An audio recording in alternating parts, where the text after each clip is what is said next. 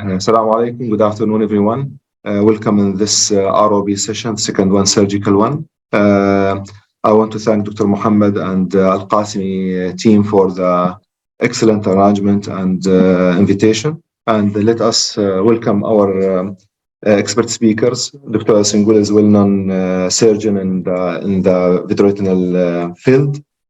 She is in Ghazi University, professor, and we have also Dr. Ahmed Habib from Ain Shams University, associate consultant and vitreoretinal surgeon, and Dr. Mariam Al-Fikki, also at Ain Shams University, she is associate consultant and vitreoretinal consultant. I myself, Dr. Hassan Al-Hasid from Dubai Hospital. Today our session will be around the surgical management, and I will begin one cases about the complication of the laser in the Zone 1 ROB. So can I just share my presentation?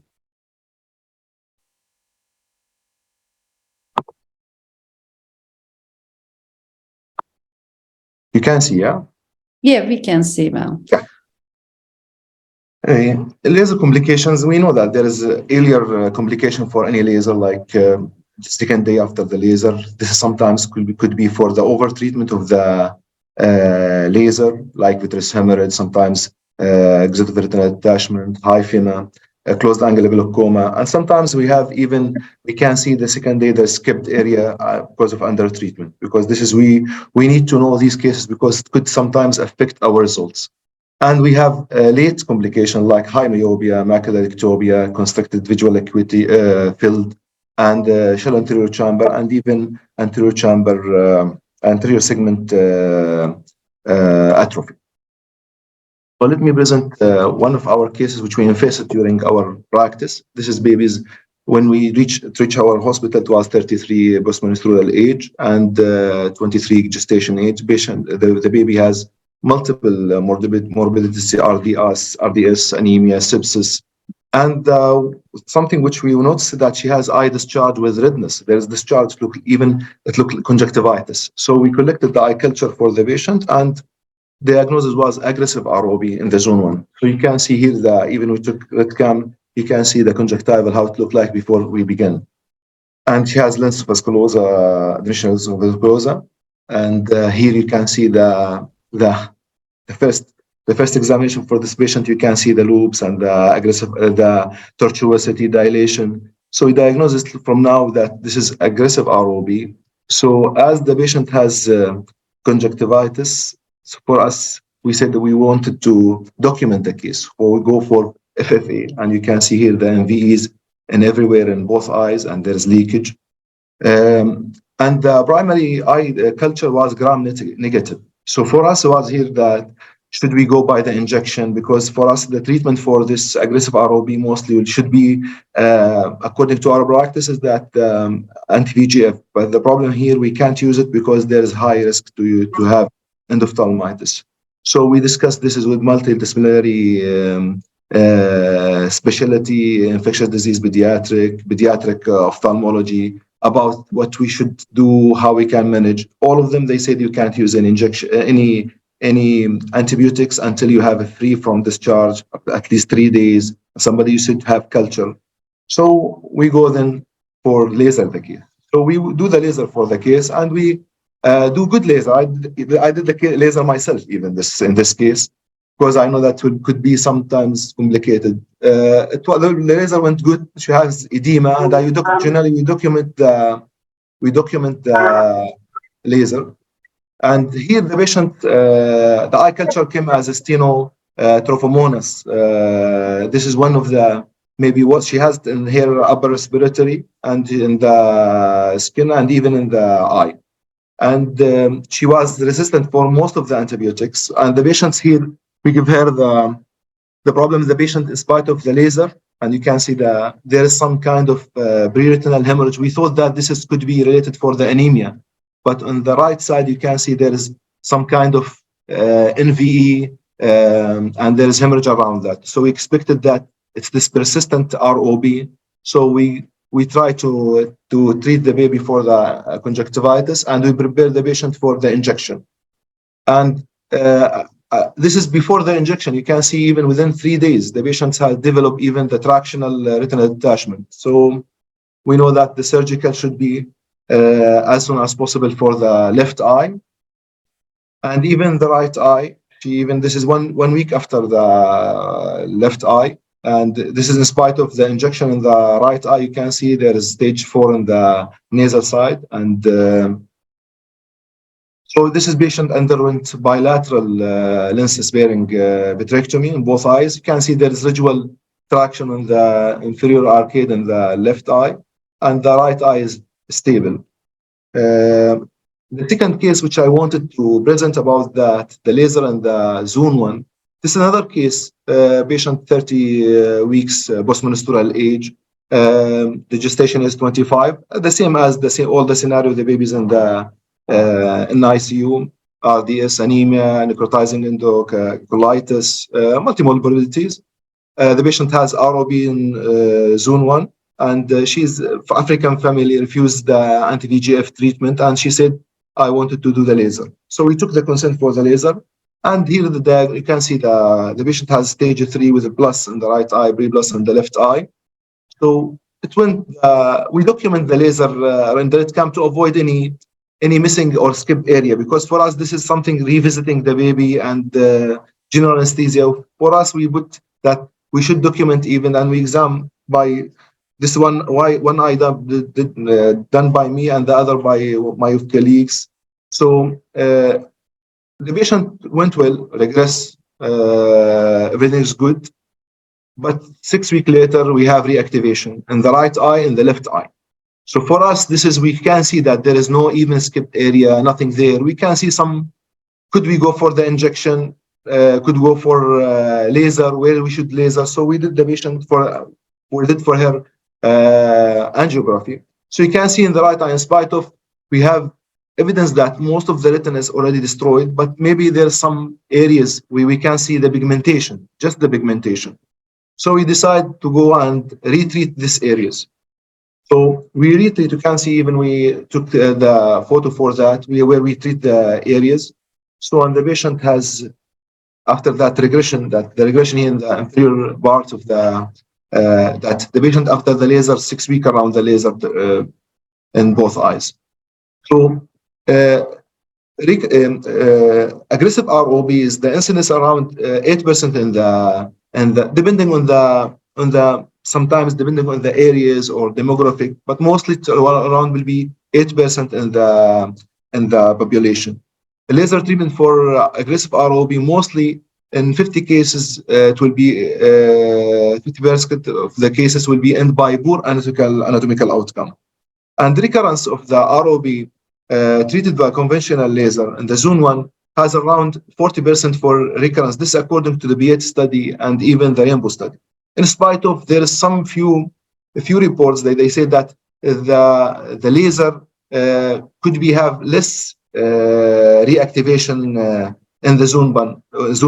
In spite of, for us, mostly we don't practice in the zone 1 we don't use the laser for the zone, but sometimes maybe we have few cases. I like to share it with our experts. Maybe we can even hear about that. So just I want to summarize in the end that anti-VEGF is still the standard, not still, is the standard treatment for aggressive ROB and ROB type 1 in the zone 1. And if you have any plan to do the laser, it should be confluent retinal burn, and it should be whitish reaction, not just the grayish. Accordingly, you need a good reaction until you have the result and avoid any reactivation in the futures. And thank you for listening. Thank you, dear Hassan. It was really great cases and a very nice demonstration of the aggressive ROP cases, the problems with the aggressive ROP cases. Should we have the discussion at the end? Or? Yeah, we can. I think we have time now, because for me, we have around 6 minutes. No? So I like to discuss just after. So I just want to comment on the cases. First of all, in the first case, if I were doing the cases, then I would just start an antibiotic, topical antibiotic, use it just for 2 days, and then we'll go on injection. We did, Dr. Sungal, let us discuss before as we labor. wanted, because for us this we use for the Vigamox directly when we saw the baby, and the patients after the second day still they have discharge, said let us wait, we add gentamicin. So the patient is still positive and document. They said no, you should stop, then reculture. When we did the reculture for her, and we use fortified ceftazidime because she's gram negative, and then until we discussed with them, they said you should go for the Bactrim. We use it as fortified, and we use it in the systemic even for the, because she has upper respiratory infection. So after we used the fortified Bactrim, the patient was clear, even from discharge. This is something is for me the first time I saw it. I see. I understand your concerns, of course, and you did it very well. You managed the case very well. But, we sometimes have cases like, adenoviral conjunctivitis cases superimposed with some bacterial conjunctivitis in ROP cases, aggressive ROP cases. In such cases, we put Baticon and povidone iodine, and it clears the surface quite very well. And then sometimes I use povidone iodine in a very low concentration after the injection, continue it, and then since the risk of progression after laser is very high in aggressive ROB cases, I discuss with the parents and the risks of waiting and the risk of endophthalmitis, and then after sharing all the concerns with them, I would usually go through the injections. But you managed the case very well, and of course, after the surgery, they did it very well. Babies, mostly they have discharge, these preterms, mostly they have mucus discharge without any symptoms. But generally, you use the antibiotics one day before, or you don't use it at all. How you will practice if you will in the injection, in the intravitreal injection in the ROBs? You use the antibiotics 2 days before, 1 day before, you don't use it. Well, how you are practicing in your institution?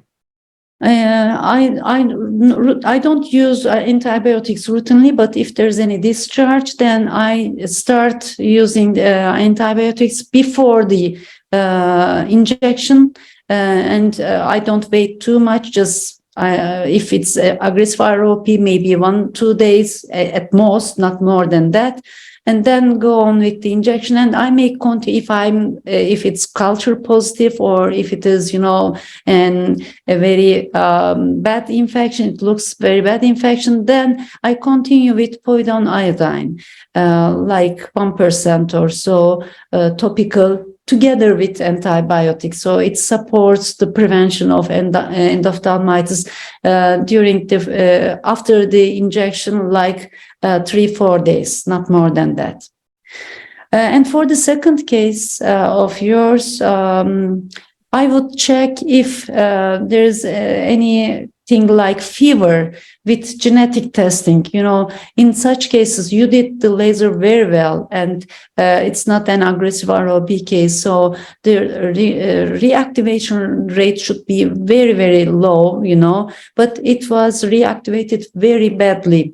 So, and the lasers were so perfect. So I would again think of something like genetic problem, maybe NDP mutation or something like that. And I would just check genetic mutation for that. In your practice, did you use the laser in zone 1, or compulsory you go for the zone 1, the laser? For zone 1 disease, I always use anti-VEGF. And then after 60 weeks, for example, if there's still peripheral avascular retina, I do laser afterwards. Thank you. I don't know that if Dr. Ahmed or Dr. Mariam, you have any additional information for us, we can just maybe, because I know that you have huge experience in Egypt because the numbers. So did you face this kind of conjunctivitis about retreatment in the zone 1? What's your opinions? Actually, one time we had the infection, but it went away with only topical antibiotics. It's usually benign and goes away in two days. About the reactivation, not that much aggressive, but we had reactivations after laser and more after the injection. We had to re-inject in a few cases. I don't know, Dr. Mariam with us? Should we continue with? You can continue, Doctor. You can share your Dr. Shengel. You can use your. You began your lecture, please. Mariam is not ready, I guess. Is that right? I'm just in. Yes, you can start, and then I'll be after you. So it will be fine. Great. It will be fine. I will do it.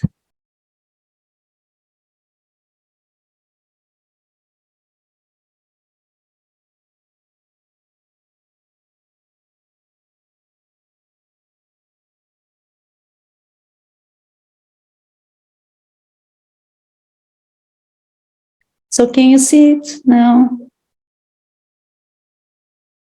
Yes, we can. Yes. We can see. Okay, great. So I'm happy to be here with you. Thank you for giving me the chance to share my experience on the cicatricial ROP cases.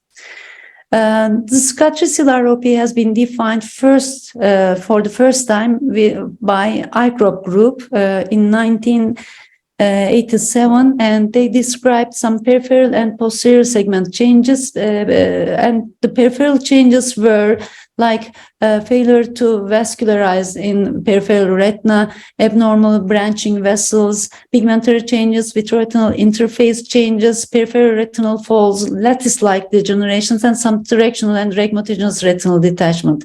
And for the posterior pole, they describe straightening of the blood vessels in the temporal arcade and dragging of the retina, macula, ectopic macula, and optic disc. So after that, when they become, adults, we can have high myopia, astigmatism, amblyopia, glaucoma, cataract, vitreous hemorrhage, and sometimes late reactivation of fibrovascular proliferation and exudation after having stable and regressed ROP in some of the cases. And also we can have rhegmatogenous or tractional retinal detachment. So this was a case of premature regress premature case. He was 20 years old when he came to me. He was followed in USA, and he had previous patching treatments for amblyopia and strabismus, and he had some laser photocoagulation for lattice degenerations in both eyes. But he came to me just for control visit. His vision was quite good.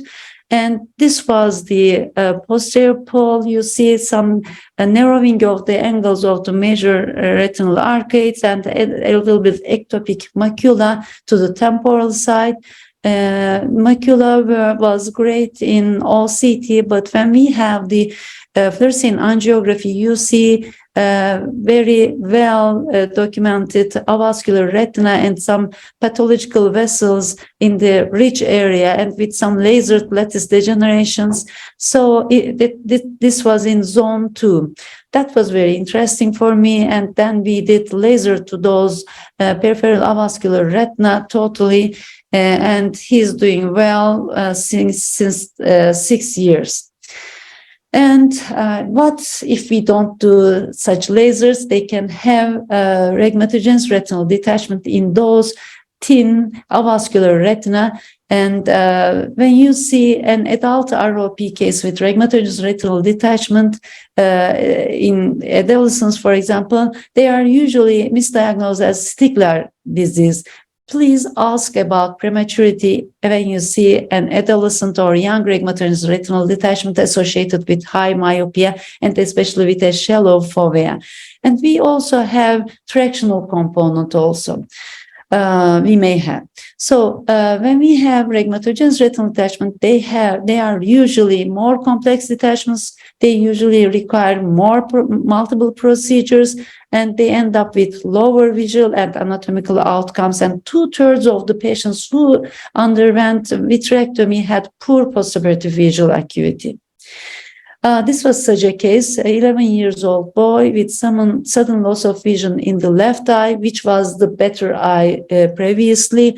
He was born prematurely, but didn't have any treatment before. He was followed by the local doctor since 4 years old. Before then, he didn't go to the doctor before. And then vision was 0.05 in the right eye, 0.3 in the left eye, which was the better eye. Now he came with counting vision in the left eye. The right eye was already had macular fold and peripheral avascular retina, but the left eye had rhegmatogenous retinal detachment with counting fingers level. So this was the surgery. We couldn't see the retinal break, so we had to do vitrectomy. We started with the encircling buccal. Lens sparing vitrectomy was planned. And as you see here, the vitreous was, posterior hyaloid was very tightly adherent. And we started by manual surgery, and we could peel some membranes, posterior hyaloid. And these are not the PVR membranes, but these are actually original ROP proliferations. So we started to peel the membranes as much as possible from the macular area, and then try to detach the vitreous as much as possible to the peripheral retina. But we couldn't achieve till the periphery, only just to the post-equatorial area. And then we could find a retinal break here, which was the causative retinal break. But I couldn't, peel the posterior hyaloid totally around the retinal break area. And I also did some ILM peeling just to be sure that there's no membrane left in the macular area. I've left some membranes in the ridge area because there was no other retinal break in those areas. So I supported the retinal break area with the buccal and put silicone oil. And then lasered the peripheral avascular retina in the fellow eye to prevent a retinal break. And in the post-op early period, it was quite well, the first week and first day. But during the first month, although it looks quite nice as compared to the previous one, we just detected a macular hole, which was, not expected. But since the residual membranes were causing still some traction, so it ended up with a macular hole. So what I did, I have to be more aggressive now, and I had to peel the membranes as much as possible. I took the risk of having retinal break, and I even had to do a retinectomy in those areas that I couldn't peel the membranes, and then put an amniotic membrane to the macular hole area because I felt that a PVR may be a real problem and may cause traction and may pull the hole again. So this was 2 weeks post-op, but after 2 months again, macular amniotic membrane contracted. And we did a third surgery and a fourth surgery. And finally, we could have a macular hole closed with amniotic membrane. Silicone oil was out. We did cataract surgery, and just vision was counting finger from 1 meter after so many operations. This is another adolescent ROP case, 13-year-old boy with chronic inferior retinal detachment. And we could see the peripheral retina break in the inferior part, and we did just encircling buccal and cryo, and it went well. So we always try to avoid from vitrectomy if we can see the retinal break. Just try to support it with the buccal and try to avoid from the vitrectomy, which ends up with bad prognosis. But if we have attractional retinal detachment, this is another problem. we should think of, is the retina detached since the neonatal period? Is there amblyopia? Will it be possible to get useful vision if anatomical success is achieved, or there's also a risk of losing the present vision? No surgery may be better sometimes. So this was a case of 6 years old boy, and with visual acuity 0.1. We operated in 2015. But as you can see here, the fovea was superiorly and temporally ectopic, and I can see the peripheral membranes, which are causing anterior-posterior traction also. So I felt that they can be removable without causing too much problem, too much risk. Then I just peeled all these membranes and leave it with air. And this was the post-op appearance, as you see here. And vision also improved to 0.3, and it's more secure right now. Another case, 6.5 years old, and both eyes had tractional retinal detachment. Retina was pulled towards the inferior nasal part. Previous premature and no treatment before, as you see. Vision was 0.1 in both eyes. So again, as I feel that there's an anterior-posterior traction which can be removed easily without taking too much risk, then I decide to do vitrectomy. If I see just tangential traction, which cause, tractional retinal detachment, in such cases, you may end up with retinal breaks. So I'm not so willing to do such cases. But in these cases, they help very much. You see, I try to peel those membranes as much as possible, but I did leave the part if it is strongly attached. So this is the residual membrane. I do some massaging and leave the eye with air only. And this is the third year after the surgery. Vision improved to 0.7.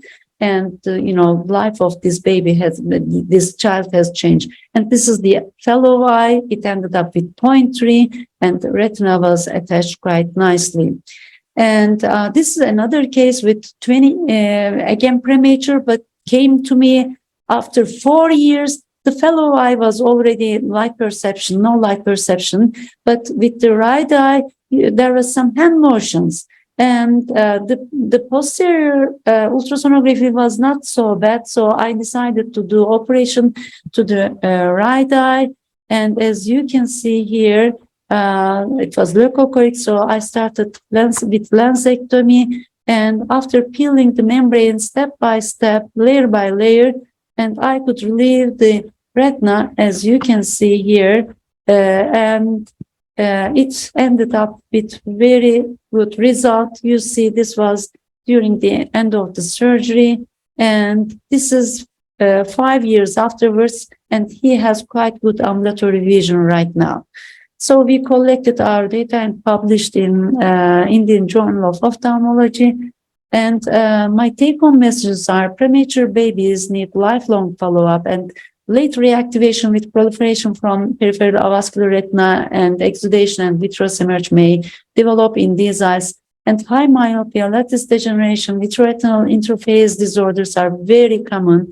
When you have a rhegmatogenous retinal detachment or tractional detachment, they may be, complex detachments, and prognosis may be guarded, but you should decide by case for these cases. And I would like to invite you all to young colleagues to our ROP course, which will be hands-on training skill transfer course for 3 days in Ankara in September, and a limited number of attendees will be accepted. And we will also have an EVRS meeting on September, at the beginning of September in Cappadocia, Turkey, which has a considerable amount of ROP sessions. Thank you.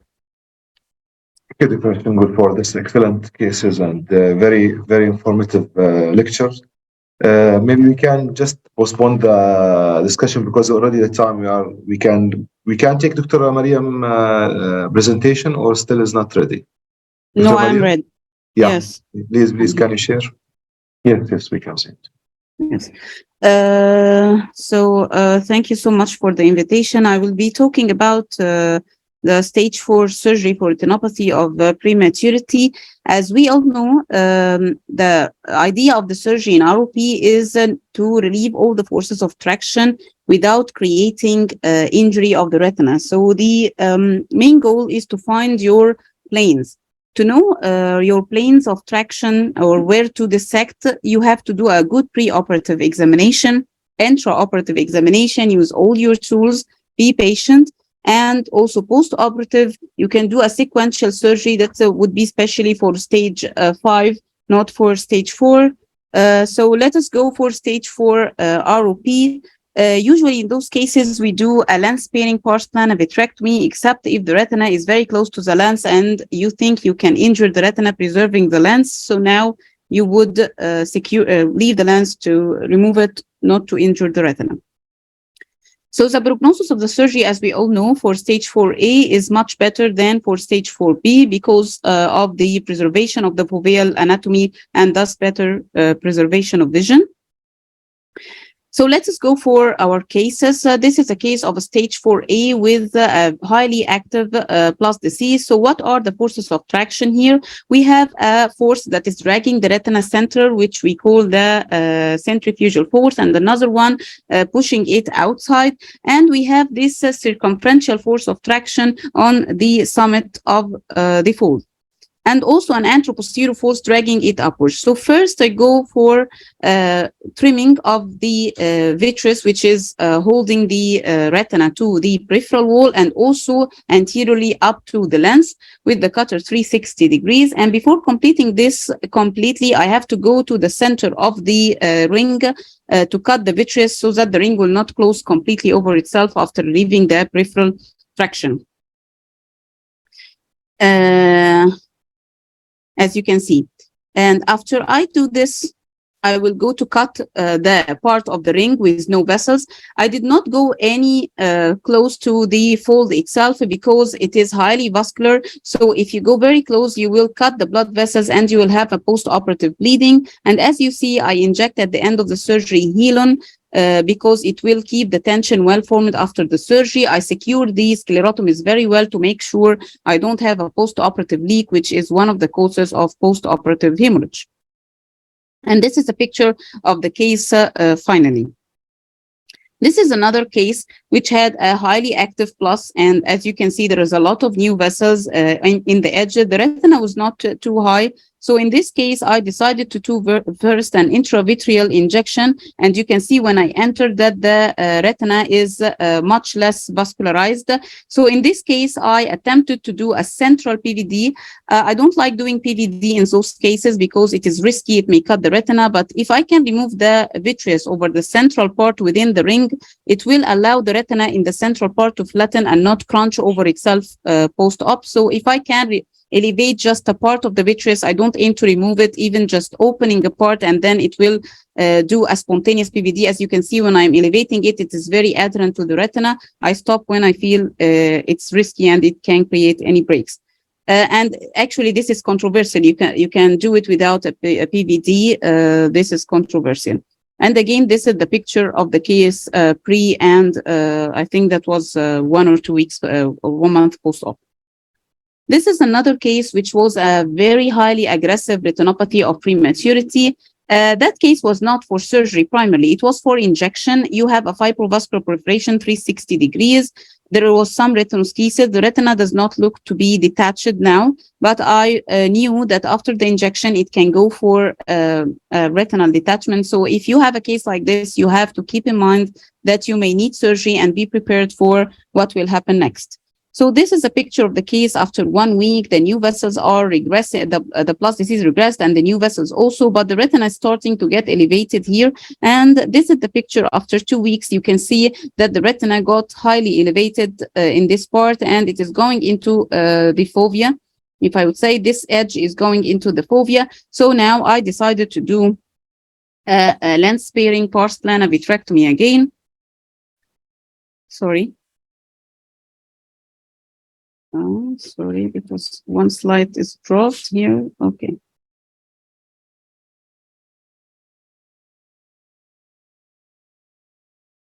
So I'm sorry for that.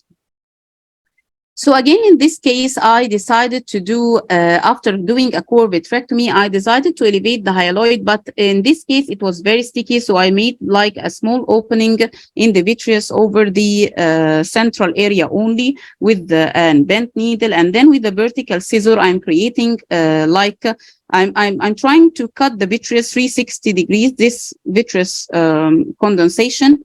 It's not actual posterior hyaloid. It's like a vitreous sheet covering all the central area. I'm trying to make an opening 360 degrees around just the fovea to free this central area from the periphery of the retina. So if it's trying to flatten, it will be easy to flatten with the flattening of the retina, the normal forces of the retina. Until this is completed, that was a picture of the case after pre-op and 2 weeks after the surgery, and again 2 months, and you can see that it is very slowly flattening. I'm sorry for this inconvenience. This is another pattern. When you have the case coming too late, that was a 7-month-old child. She is already now having a cicatricial form of stage 4B ROP, not 4A.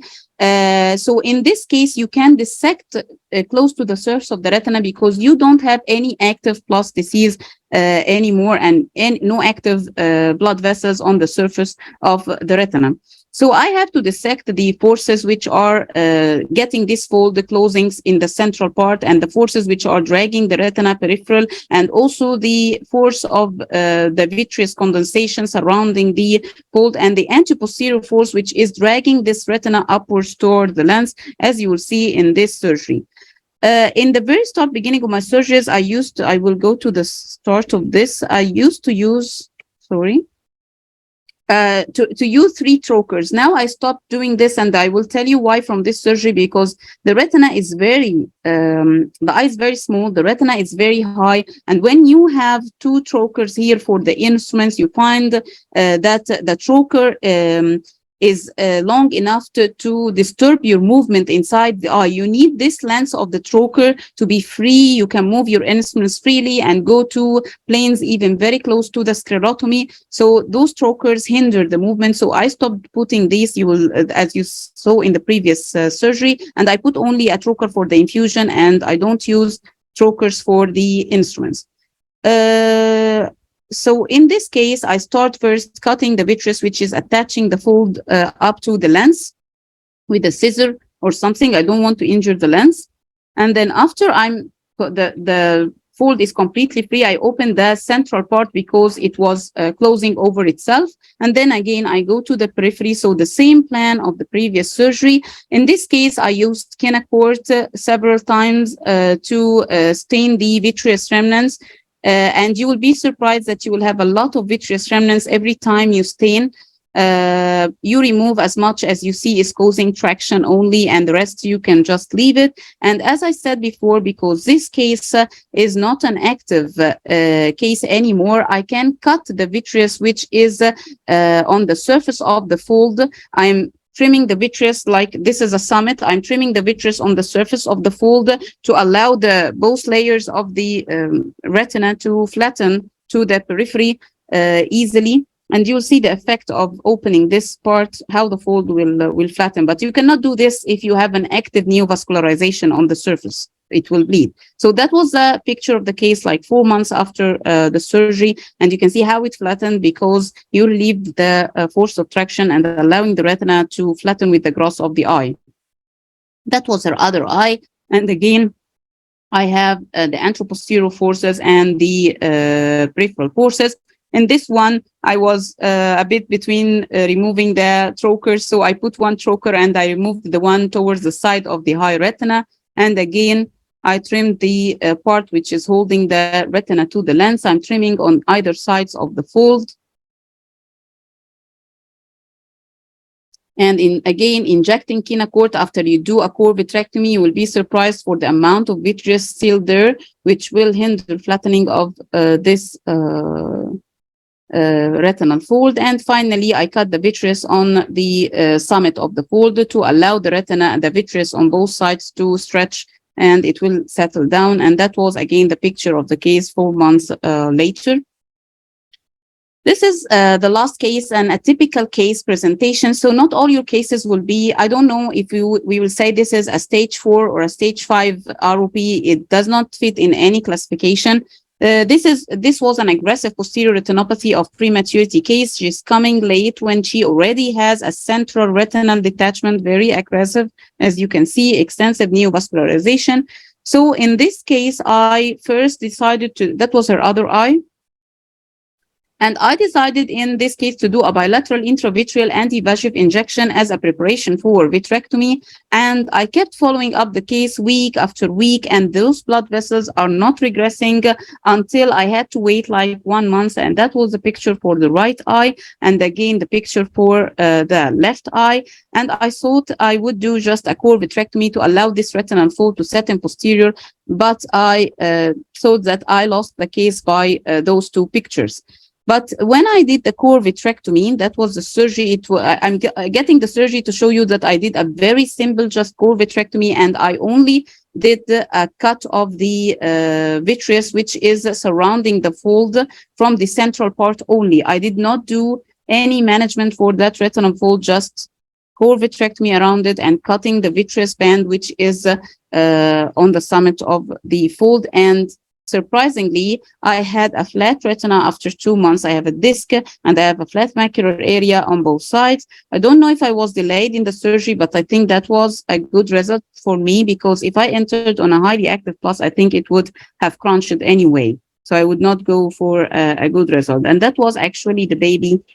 I got you this video to see, although that this child is not having a very good retina, but she can see well.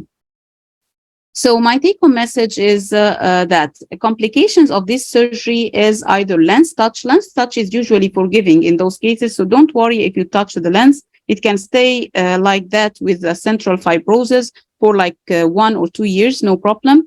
Breaks in the retina is not forgiving.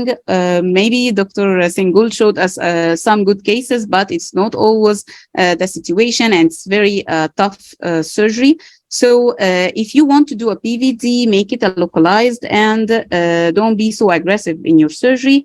If you have breaks on detached retina, usually this is too difficult to manage. But if you have a break on, because the retina is detached, is stretched, and flattening this area will need a retinectomy, which will end with extensive PVR. But if you have a break on a flat retina, like the areas where you are creating a PVD, just make a localized PVD around this area, do a laser around this area with a break, and put a tamponade and follow up your case. This may be forgiving. Vitreous hemorrhage is one of the complications. So please close sclerotomies highly tight and put, I like to put a good tamponade like Helon. I don't like air or gas because sometimes they have a late hemorrhage. And also keep an eye on the IOP because instance of glaucoma is 10%. My take-home message is, although the prevention is the rule, but if you have stage 4, it is still treatable. Usually 4A is the best prognosis, and lifelong follow-up for glaucoma and redetachment is mandatory. Thank you. Thank you, Dr. Mariam, for this excellent presentation. And you summarized maybe the stage 4 for us. Thank you very much. Can you, Dr. Ahmed, get your presentation, then we go for a discussion, because all of these 3 surgical sessions, then we can at least save the time, because we have still 15 minutes. So can you just share your presentation, then we go for the discussion? Okay, is it on? Yes, we can see it. Yeah, we can. Okay. So stage 5 ROP is you can't. Okay. So I'll do another. It's a black screen right now. Yes, now we can see it. Another problem. Now we can see it. We can see it now, but when you go to full screen, we can't. How about now? Still not full screen, but we can see it. Yes, now we can see it. It's okay. Okay. Now we can. Okay. So the stage 5 ROP is the last step in ROP surgery, and we actually don't want to see it.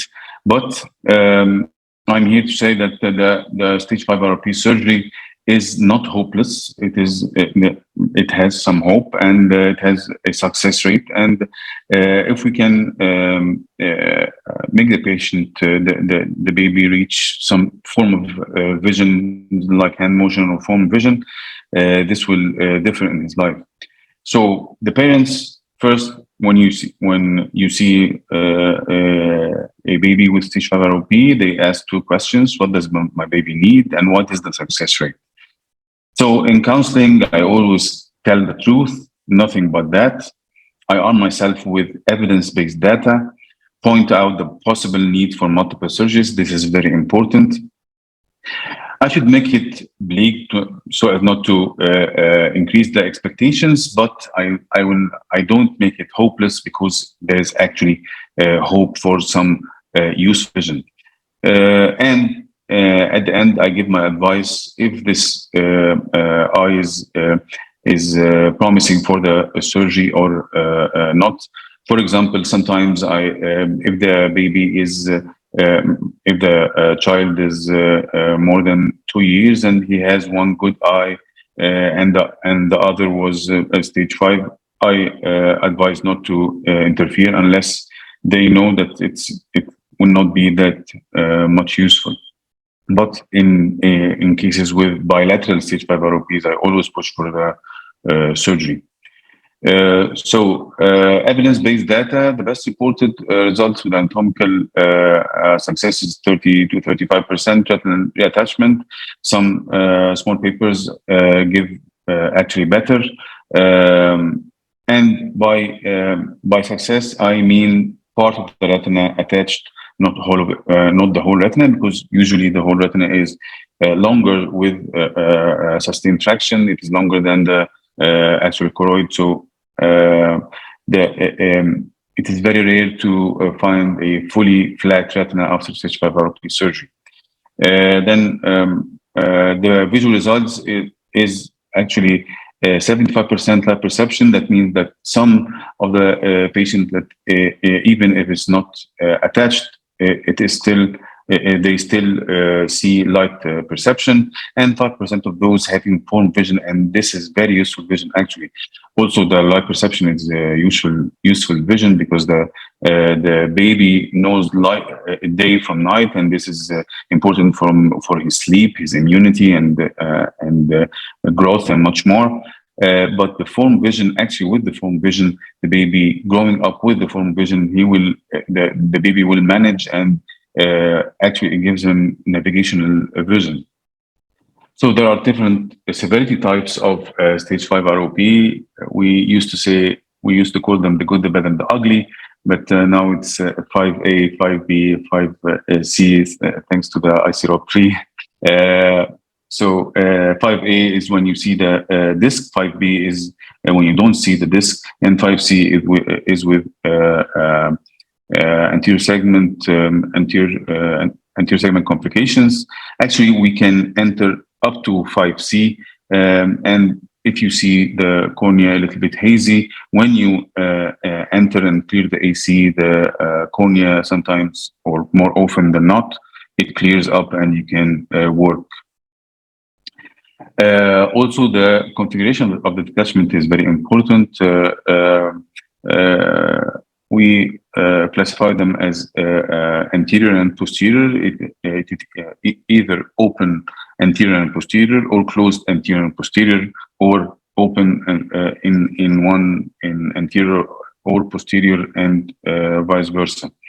Sometimes the retinal folds are twisted, and there's an important piece of information that the vitreous, when it is contracted and condensed over the disc, it forms a very thick central stalk, as we call it, and usually attached to the disc. And this is one of the surgery targets. So we come to the surgery. Actually, pre-operative assessment. The age is important. Actually, if the age is very young, 2 to 3 months, sometimes the plus disease is still aggressive. So we wait for some weeks, as Dr. Shimbul taught us. Then if the patient is very old, more older than 3 to 4 months, we don't expect that much of an improved vision. Bilateral or unilateral, as I explained before, and expectations of the parents. This is very important. Sometimes the expectations are more than the reality, so we have to adjust the expectations of the parents so we don't find angry patients in your clinic. Electrophysiology is not that important. It will always give you the same report that it is affect the retina and the optic nerve is affected. So I don't use it that much. So to the surgery, we first enter into the limbal approach. We put the infusion in the anterior chamber, and they usually do lensectomy and complete capsular removal. That's very important, and do iridectomy to be able to access to the periphery of the retina. And we start using a bimanual technique with 2 forceps. That's very important. The forceps should be high quality. Usually I use the Maxwell forceps. Then we first dissect the mid-periphery. Then we go to the central stoke. Sometimes we use a chandelier, but the soft ones, not the very hard ones. But we use the oblique illumination by the assistant. It's better, and the oblique illumination gives you a better perspective of the different layers and their depth. And we try to release the central stoke from the center of the retina until we reach the disc. Of course, that's a no error surgery, so we cannot afford any breaks. So if it's risky, we stop. Then we go to the periphery. My fellow surgeon, my assistant, the other surgeon, the team will be indenting and obliquely illuminating until we remove as much as we can of the membranes in the periphery.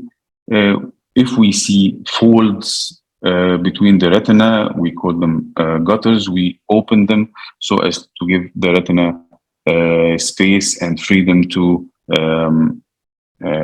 be able to flatten as much as it can. But sometimes the internal fibrosis is present, and we cannot actually do anything about it. So this is a fast-forward surgery to revise the plan. We do mid-periphery and then central stoke, central, mid-periphery, center, and then periphery. Of course, the previous surgery, we used the Ingenuity.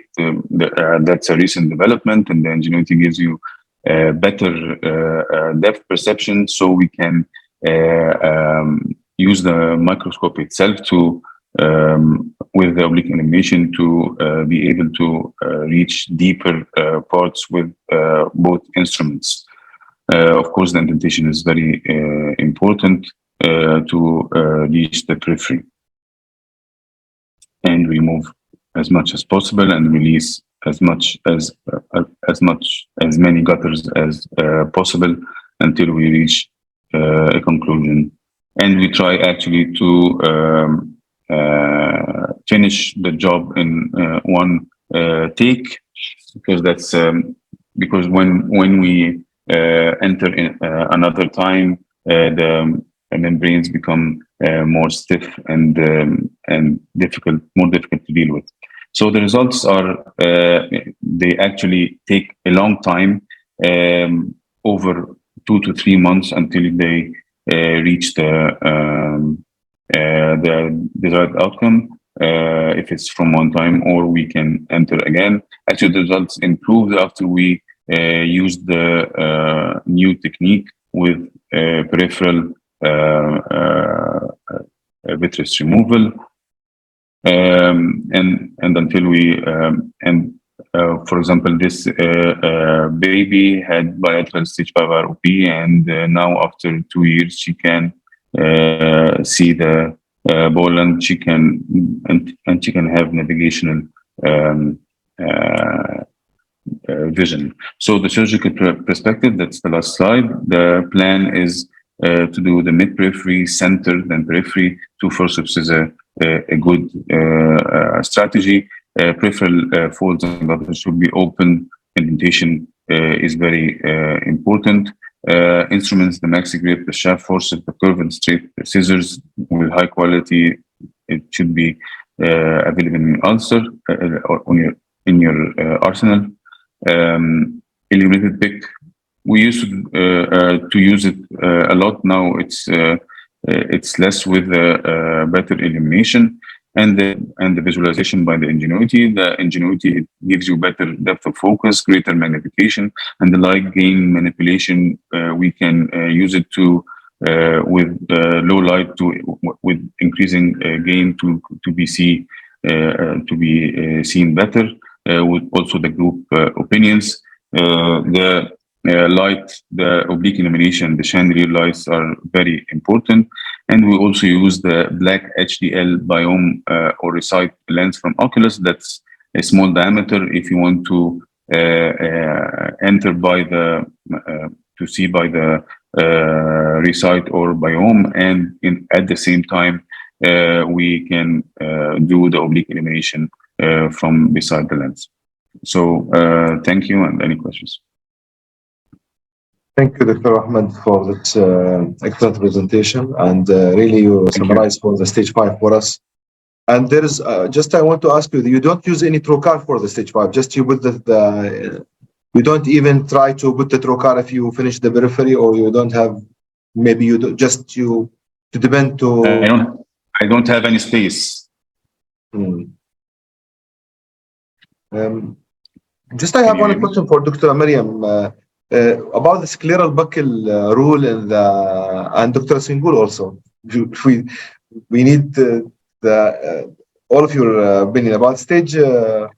There is some mention about using the buckle, and in the real life, this is tractional part. How we can use it? Which the best candidate patient for the scleral buckle in the stage 4? Stage 4. So I think Professor Sengul will be much better than me. I don't have a good experience in this. I just did one case with localized retinoschisis. So I put a radial buckle to push it, and it stayed stable with the cross of the eye. So that was my only experience. So I don't know if it looks like Professor Sengul has better experience in this. Thank you for asking that question. Actually, scleral buckle and circling buckles were being used previously quite a lot, but in the recent years, they are becoming abundant in ROP cases because of the increased quality of the vitreoretinal surgery. In ROP cases, probably we need much less. But even if you put encircling buckle, you have to remove it like 6 months after, since the eye is growing.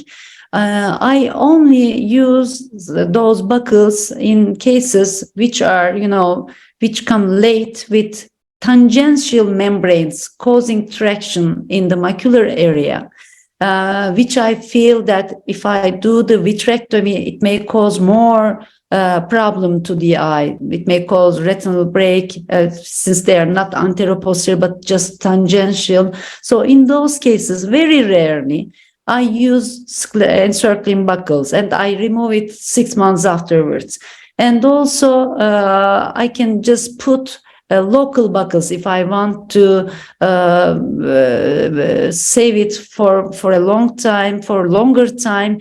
Sometimes I put a small buckle, a thin one, of course, segmental buckle to support only that traction area. But it's very rare. Where I use the buckles is if I have a retinal break, peripheral retinal break in an ROP case, if it is in a silent area, as Mariam pointed out very nicely, if it is in a silent area, then, and if it is in the peripheral part, when you put a buckle, it works very well. Just a local buckle to support that area. But if it is in the very proliferated area, I mean, in the rich, very elevated, highly elevated, rich area, even that buckle may not help, but I always try to give a trial to support that retinal break area. In some of the cases, it may work. So I mainly use the buckles for the breaks.